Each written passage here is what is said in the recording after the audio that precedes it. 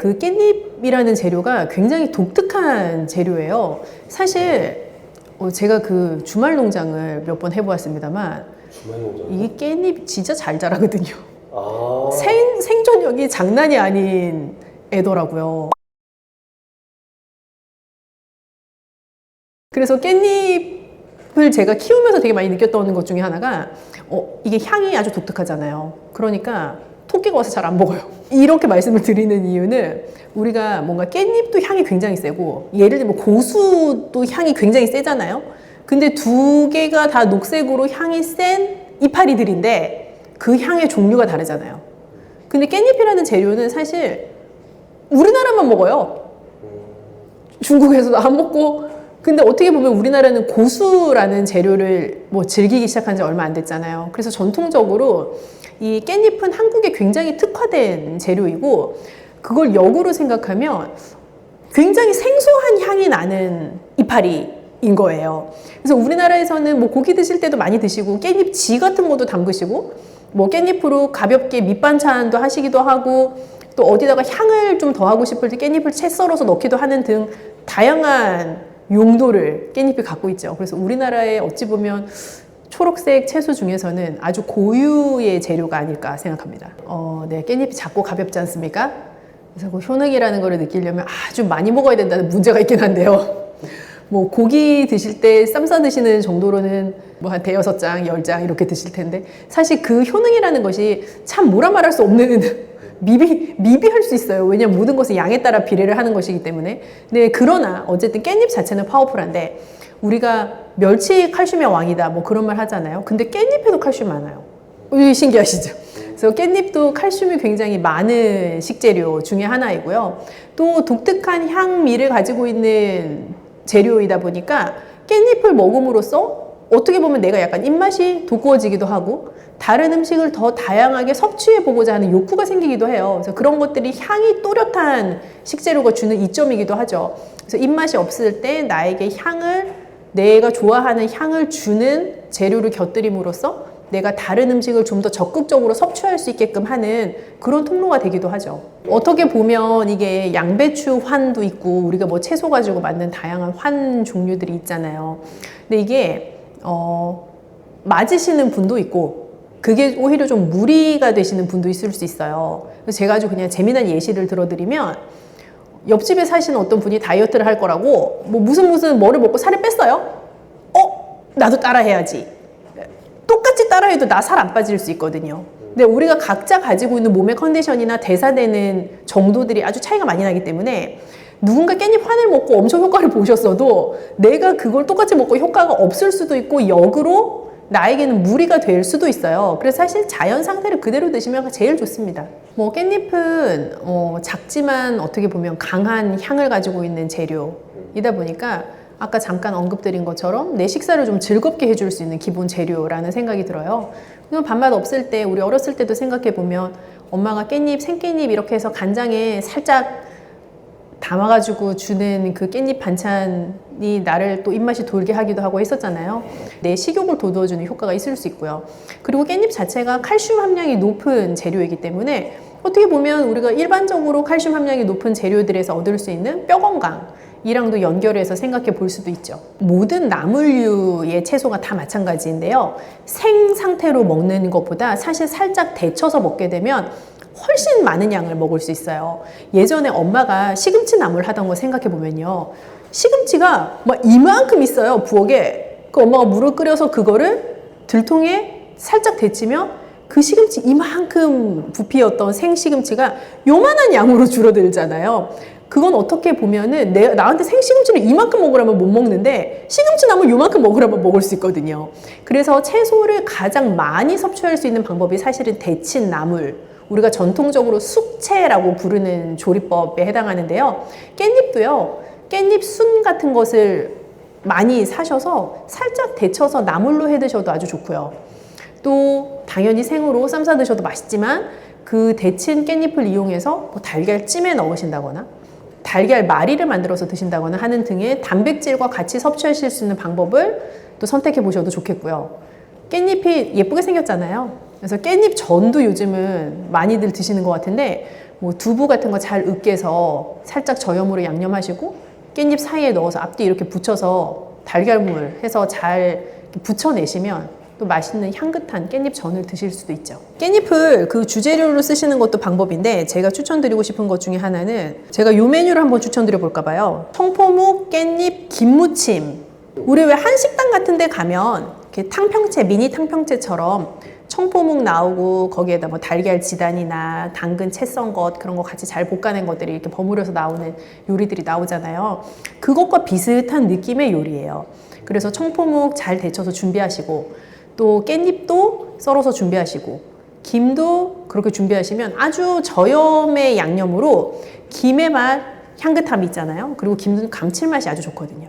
그리고 깻잎 자체가 가지고 있는 고유의 그 향미 그리고 청포묵의 담백하고 약간 쫀득쫀득한 맛이 잘 어우러져서 맛있게 재미있는 식감으로 드실 수 있는 요리예요. 제가 근데 듣기만 해서도 너무 좀 좋을 것 같은데 네. 다음번에 하면은 좀 이걸 조리하는 것도 좀 같이 아, 그럴까요? 우리 네. 쿠킹 클래스 한번 할까요? 언제? 쿠킹 스테이션이 원주에 있다고 좀 들었는데 네, 저희가 같이 요리할 수 있는 공간 뭐 가지고 있는 것들이 있어서 네. 이렇게 말로 하는 거랑 요리하는 걸 보여드리는 게 좀 다르잖아요. 그래서 더 다양하게 응용하실 수 있는 방법 같은 거 한번 같이 해보면 좋을 것 같아요. 뭘 만드는 게 좀 도움이 되시겠는지 좀 댓글로 올려주시면 좋지 않을까요? 그렇게 해서 한번 또 조리하는 거 실제로 보시면서 저는 누구나 좀 건강한 식생활을 할 수 있는 환경이 되었으면 좋겠다라는 생각을 늘 하고 있기 때문에 또 조리하는 거 보여드리면서 그렇게 응용하실 수 있다면 저에게도 좋은 기쁨입니다.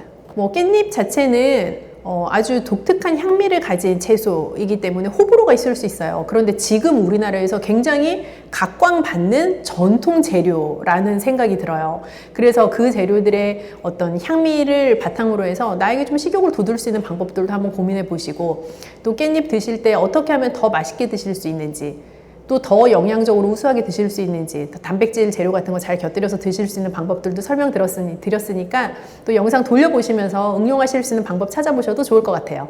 사실은 지금 네. 저희 구독자분들이 신장 쪽에 네네네. 엄청 관심이 많으세요. 네. 어떻게 하면 신장 쪽에 좋은 음식을 어떻게 먹어야 될지 그런 것도 네. 관심이 많으시는데 사실 신장이라는 조직은 우리가 무언가를 먹었을 때에 모든 최종 배출을 담당해야 하는 기관이에요. 그렇다 보니까 평생을 살면서 이 신장을 가지고 나의 모든 먹는 걸 대사하고 마지막 찌꺼기 배출까지 완료가 되어야 내 몸의 대사가 완벽하게 진행이 되는 건데 우리 되게 오래 살잖아요. 그러니까 슬슬 신장이 지쳐가는 상태로 노화가 일어나게 되고 당뇨나 고혈압 같은 질환이 있으시면 신장이 같이 부가적으로 안 좋아져요. 그래서 우리나라의 당뇨병 유병률, 고혈압 유병률이 올라가면서 신장병에 대한 유병률이 같이 상승하고 있는데 아주 특징적으로 요즘은 젊은 신장병 환자가 많아요. 신장병 환자들의 나이가 점점 내려가고 있어요. 그래서 예전처럼 정말 시니어만을 위한 질환이 아니라 20대, 30대 분들도 나 체중 체크하는 것처럼 신장 수치 어떤지 한 번씩은 체크해 보실 필요도 있어요. 신장이 안 좋아지면 어떤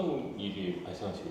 신장이 안 좋아지면 일단 찌꺼기를 배출하고 여과하는 작용 자체가 현저하게 낮아지는 건데요. 사실 신장이 단독으로 노는 기관이 아니라 이름도 보시면 신장 되게 비슷하잖아요. 그래서 심장의 역할과 작용, 신장의 역할과 작용이 서로 연결되어 있기도 해요. 그래서 우리가 고혈압 심각해지면 심혈관 질환 올 수 있다라는 얘기 하잖아요. 그러면 자연스럽게 신장 질환이 합병증으로 올 수도 있는 거예요. 또 당뇨병도 내가 생기게 되면 당뇨병성 신증이라고 해서 당뇨 환자에게 신장 질환이 동시에 나타나는 합병증으로 진행이 될 수도 있어요. 신장이 좀 건강해지려면 종합적으로 건강관리를 잘 해야 합니다. 맞아요. 그래서 만성 질환이라고 부를 수 있는 대표적인 2대 질환인 고혈압, 당뇨 이 두 개만 잘 관리를 하시면 신장 질환이 합병증으로 나타나는 것은 최소한 막을 수 있고 또 신장 질환이 위험한 이유는 건강하게 돌릴 수 있는 방법이 없어요. 신장 질환은 한 번 시작되면 그냥 안 좋아지는 쪽으로 계속 가는 거예요. 예를 들어서 내가 고혈압 위험군이다, 당뇨 위험군이다 경고를 들으면 운동도 하고 식사 조절도 하고 하면서 다시 정상 수치로 돌이킬 수 있는데 신장은 특징적으로 그렇게 안 돼요. 속도를 줄일 수 있을 뿐이지 그냥 안 좋은 방향으로 계속 가는 거예요. 그렇기 때문에 더 안 좋아지기 전에 내 스스로 관리하는 게 굉장히 중요한 질환인 거죠. 그럼 내 스스로 관리할 수 있는 방법 중에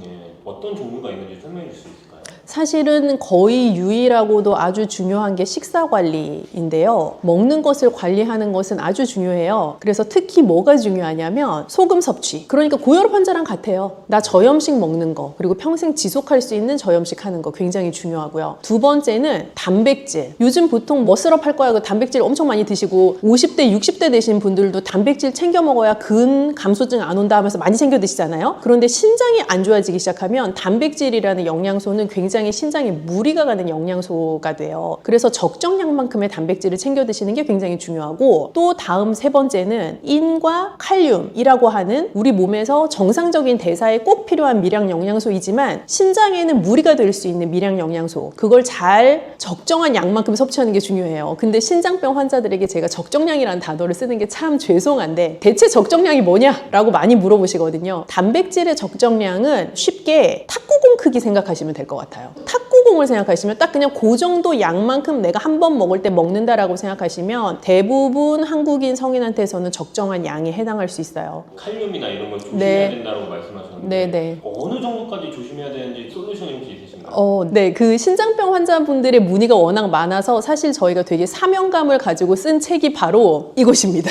이게 뭔가요? 콩팥병을 이기는 매일 밥상이라는 책인데, 사실 콩팥이라는 게 우리 신장을 부르는 순우리말 이름이거든요. 그래서 콩팥병을 이기는 매일 밥상 보시면 사실은 이 콩팥병이라는 게 제가 이긴다라는 표현을 썼지만 엄밀히는 장기적으로 관리를 하면서 나랑 평생 같이 가는 상태예요. 저는 심지어 질환이라고도 딱히 부르고 싶진 않아요. 콩팥병의 상태를 잘 관리하면서 갈 수 있는 방법을 이 책에서 여러 가지 조언을 드리고 있는데요. 콩팥병을 진단을 받으시게 되면 저는 꼭 기억하셔야 될 가장 중요한 게, 여태까지 내가 알고 있었던 내 몸에 좋다고 생각했던 것이 나에게 이제 더 이상 좋지 않을 수도 있다라는 생각을 하셔야 돼요. 왜냐하면 단백질 여태까지 되게 중요하다고 생각하셨죠? 견과류 맨날 좋다고 몸에 챙겨 드셨죠? 흰밥보다 잡곡밥 더 좋다고 생각하고 챙겨 드셨죠? 빵도 뭐 심지어 흰빵보다 잡곡이 들어간 빵이 좋다고 생각하고 드셨을 텐데 등등, 이러한 것들이 콩팥병 환자에게는 반대로 적용하셔야 돼요. 단백질도 소량씩 잘 나누어서 적정량 드셔야 되고, 견과류, 인칼륨이 많아서 그렇게 안 챙겨 드셔도 되고요. 잡곡밥도 칼륨이 많아요. 그래서 흰밥이 낫고요. 빵을 선택하실 때도 잡곡빵보다 오히려 흰빵이 나을 수 있어요. 그리고 채소류도요, 너무 많이 먹으시면 애매해요. 애매하다 함은 우리 나물 몸에 좋다고 막 열심히 많이 드시잖아요. 신장병 환자는 나물 많이 드시면 칼륨 함량이 너무 높아서 오히려 신장에 무리가 갈 수 있어요. 그렇게 내가 여태까지 알던 건강한 식생활에 대한 상식을 한번 뒤집어야 되는 이벤트가 바로 신장병을 진단받는 그 순간입니다. 사실은 물에 빠진 고기는 고기로 취급 안 한다는 분들 많으시지만, 신장병 진단 받으시면 구워 먹거나 볶아 먹거나 이런 조리법보다 사실 물에 빠진 게 훨씬 좋아요. 고기도 물에 삶아 드시는 게 좋고요. 그럼 뭐 우리나라식으로 치면 보쌈이나 수육이나 그런 메뉴들이 이제 해당할 수 있겠죠. 그래서 기름기가 없는 부위를 선택하셔서 잘 삶아서 드시는 조리법이 좋고, 채소도요, 볶아가지고 먹고 하는 것보다 물에 좀 데쳐서 담가 놓았다, 그랬다가 한번 살짝 저염으로 묻혀서 드시는, 그게 물에 담그는 과정에서 칼륨의 수용성이기 때문에 많이 용해돼서 나가거든요. 그래서 그렇게 드시는 게 좋아요. 그러면 양념 같은 것도 좀 조심해야 되겠어요? 네, 양념은 무조건 저염입니다. 저염이라고 하면 맛없겠다 그런 생각 많이 하시고, 사실 맛 없어요. 그렇게 저염으로 드시면. 그런데 이 맛을 어떻게 살릴 수 있느냐가 사실 핵심이고 기술이잖아요. 저염이라고 하면 우리가 많이 쓰는 소금, 간장, 된장, 고추장 이런 무슨 장으로 끝나는 거 많이 안 쓰는 게 저염인데, 그럼 뭐 딴 거를 써야 맛있을 거잖아요. 그래서 권장할 수 있는 게 좋은 식초, 레몬즙, 좋은 카레가루, 염분이 낮지만 나의 입맛에 또 다른 킥을 줄 수 있는 양념을 쓰시면 좀 맛있게 식사를 하시면서도 또 동시에 저염으로 즐길 수 있는 방법이 돼요. 좋은 식초가 어떤 게 좋은 식초, 제가 이렇게 말씀드리면 좀 배신감이 느껴지실 수 있지만 모든 좋은 식재료는 사실 가격과 비례하거든요. 비쌀수록 좋다는 예, 식초는 사실 비쌀수록 좋은데, 비쌀수록 좋다라는 것도 잘 생각을 해보셔야 되는 것이 무조건 비쌀수록 좋은 게 아니라 뒤에 성분을 보았을 때 추가적으로 당이 포함되어 있거나 무언가 이걸 인공적으로 발효를 했거나 하는 거 말고 자연 발효로 끝까지 나한테 전달될 때까지 추가적인 당에 애돈 없이 나온 식초가 좋은 식초죠. 그럼 발사믹 같은 게 좋은 예시가 될 수 있나요? 발사믹도 종류가 굉장히 많아서 모든 발사믹이 방금 제가 말씀드린 기준에 해당하는 것은 아니고요. 그래서 자연 발효된 식초를 찾아보겠다라고 생각하시면 좋을 것 같아요. 그럼 마늘은 어떤가요? 마늘은 좋은데 마늘이 또 제가 좋다고 말씀드리면 막 하루에 한 줌씩 드실까봐 이게 또 감이 너무 좋다고 말씀 못 드리는데 모든 건 적정량이라고 말씀드렸잖아요. 우리가 곰이 사람 되려고 마늘 먹는 거 아니기 때문에 적정량을 드시는 게 일단 중요해요. 한 번 드실 때 한 2쪽, 3쪽 정도는 괜찮을 것 같아요. 그리고 생마늘 드시면 속이 아리는 분들이 있어요. 마늘의 성분 중에 속을 좀 자극할 수 있는 성분이 있기 때문인데 신장병 앓으시는 분들 중에서는 식사하는 재미가 없다라고 말씀하시는 분들이 많으시거든요. 그만큼 가려야 되는 식재료가 많기 때문인데 마늘도 좋다고 해서 생마늘 막 이렇게 드시면 그렇지 않아도 약간 식욕과 밥맛이 떨어진 상태에서 더 속이 불편하실 수가 있어요. 그래서 약간의 올리브유 같은데 잘 구워서 드시는 것도 방법일 것 같아요. 콩팥을 좀 잘 관리하고 싶으면 네. 절대 피해야 되는 음식도 있을 것 같아요. 절대 피해야 되는 것은 우선 너무 가공이 많이 된 거. 이거는 사실 콩팥병 환자뿐만 아니라 모든 현대인이 일단 절대 피하면 좋은 것 중에 하나인데요. 왜냐하면 가공이 많이 됐다는 것은 그냥 내가 상상해 볼 때 공장에서 많은 프로세스가 진행된 거를 피하겠다라고 생각하시면 돼요. 만약에 당근을 먹겠다? 그럼 밭에서 농부 아저씨가 기르고 그거를 캐서 유통하는 업자가 마트까지 갖다 놓으면 내가 먹는 거잖아요. 얘는 공장에 안 들어간단 말이에요. 그런데 무슨 햄 이러면 뭘 잡아서 갈아서 모든 과정이 공장에서 다 진행이 되고 중간중간 이 햄을 좀 더 빨갛게 보이게 하기 위한 혹은 더 맛있게 보이게 하기 위한 더 반짝거리게 하기 위한 각종 첨가물들이 들어가잖아요. 그래서 그런 공장에서 벌어지는 단계가 최소화된 것이 사람한테 좋은데 그것이 특히 신장병 환자한테는 더 그래요. 그래서 가공식품이나 초가공식품은 우선 피해 주시면 좋을 것 같아요. 고칼륨 식품은 슬프지만 녹색 잎채소는 고칼륨 식품입니다. 그래서 나물을 만들어 먹을 수 있는 모든 채소는 우선 고칼륨이라고 생각을 해주시면 좋을 것 같아요. 그래서 고칼륨 채소이지만 사실 내 몸에 필요하고 먹어야 되잖아요. 그렇기 때문에 저희가 권장드리는 방법은 채소를 사서 찬물에 1시간 정도 이렇게 담궈 놓고 그러면 이 칼륨이 수용성으로 용해되고 또 다시 한번 나물 조리하듯이 데쳐요. 그러면 끓는 물에서 다시 한번 칼륨이 용해가 돼요. 그 상태에서 저염 양념으로 살짝 묻혀 드시는 것은 고칼륨인 채소를 중칼륨이나 저칼륨으로 바꿀 수 있는 방법이 돼요. 음료는 색깔 짙은 음료는 피한다고 생각하시면 돼요. 예를 들어서 콜라, 이런 색깔이 진하잖아요. 그런 음료들은 인 함량이 높아요. 음료도 공장에서 나오는 제품이잖아요. 공장에서 나오는 제품들은 대부분 인이라는 영양소가 여러 첨가물에 많이 들어가 있기도 하기 때문에 인 함량이 높아요. 그래서 가공식품이 인 함량이 높은 것처럼 공장에서 나오는 다양한 종류의 음료들도 인 함량이 높은 경우가 많은데 특히 색깔이 짙은 탄산음료일수록 그럴 수 있다라고 생각하셔도 거의 무방할 것 같아요. 제로는 대체당을 썼다 뿐이지 똑같습니다. 그래서 제로 음료도 신장병 환자한테는 좋지 않습니다.